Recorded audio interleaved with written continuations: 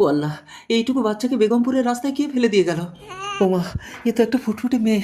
চল, আজ থেকে তোর নাম মমতাজ, আমি তোকে মানুষ করব। আমার সন্তান কোথায় কৃষ্ণ? তুমি মৃত সন্তানের জন্ম দিয়েছো বাসন্তী।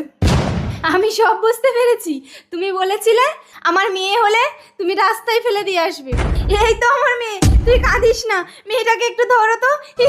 বাসন্তী, না, আমার মেয়েকে রাস্তা থেকে তুলে আনতেই হবে, না হলে আমার স্ত্রী পুরো পাগল হয়ে যাবে। কিন্তু বেগমপুর তো অনেক দূর, সেই সদ্য সন্তান কি এখনো বেঁচে আছে? যাই দেখি। আমার সন্তান, এটাই তো বেগমপুর, এখানে আমার সন্তান ছিল। ও দিদি, এখানে একটা ছোট সন্তান ছিল, আপনি দেখেছেন? না তো। আমার ছোট্ট মেয়েটাকে কে নিয়ে গেল?